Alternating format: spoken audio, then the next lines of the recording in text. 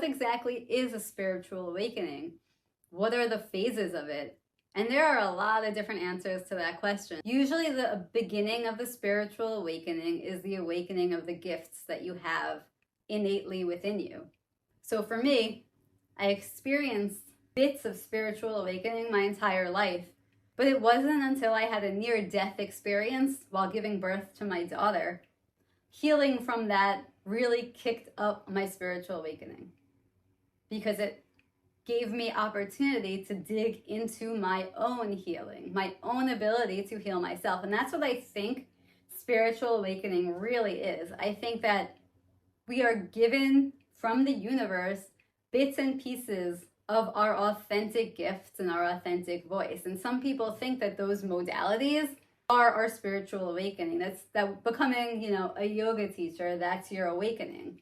That being able to read tarot, connect with spirit, that's your spiritual awakening. Being able to read astrology, that's the awakening. And yes, that's the awakening, but that's just the beginning of a really long journey.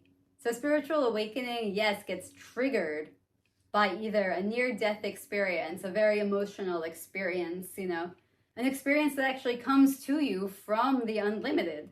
And it can present as interest in a modality, or it can lead to interest in a modality. But the modality itself isn't the spiritual awakening. The modality is building within you the tools to be mindful, the tools to see beyond the veil of amnesia. And that is what spiritual awakening is really about for me. So perhaps that's like phase 2 of spiritual awakening. If you dig into it a little bit, and then all of a sudden you're bombarded with a lot of information and you learn a lot, but there's also a part of it that can be disconnecting. There's a part of it that's like putting the power to change your life in something outside of you. Like maybe when you've had your spiritual awakening, you can connect with spirit and you are waiting for your ancestors then to give you the okay. You're waiting for something outside of you to tell you what to do next.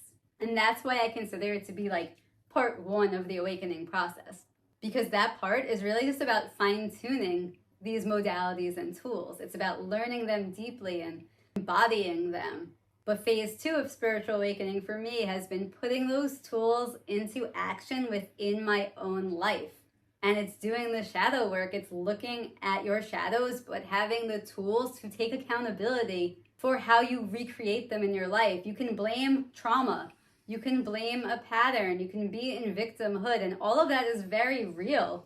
But until you own your ability to move through it and heal it and work with and accept that it happened, you kind of can't move into that second phase, because that second phase is all about your inner power. So spiritual awakening is about allowing the light to come in through you and expand and provide you with the tools, and then allow you to see the gifts. And then with that information, allow you to own your power. So that's really important to breaking through this fear of allowing yourself to be whole and unlimited with the light. It's an ownership of your own energy. And so the fear there is often the actual fear of the unlimited itself. A fear of your gifts, a fear of just looking at yourself. A fear of dealing with your shadows because there's shame around your shadows. There's pain around your shadows, and you have to learn the tools, how to work with that energy, how to be soft with it. Self-acceptance, mindfulness.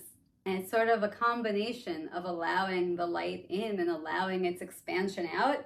That's how we transmute that fear, by embodying it, by offering it acceptance, by being gentle with it. That in the perceived finite reality of our humanness, that limited perspective is part of it. And experiencing shadow is part of it. If there's a shadow in your life, then there is sunshine, and that sunshine is unlimited. And so is your ability to heal. We transmute the darkness through light, through our ability to heal it, and not heal it to get rid of it. Heal it for the lessons it has brought us. And when we finally find gratitude in there, that, to me, is transcending the fear. And that itself is spiritual awakening. I am so excited to announce that I will soon be opening up a very limited number of spots for my individualized life purpose blueprint. To be the first to know when I open the list, follow, like, or comment, and as an added bonus and first access, find the link in my bio to my guided chakra meditation, designed to expand your consciousness and move through the perceived limitations of our dense 3D reality. I would love to continue exploring this infinite reality with you, and thanks so much for your presence. And let it flow, because it won't stop.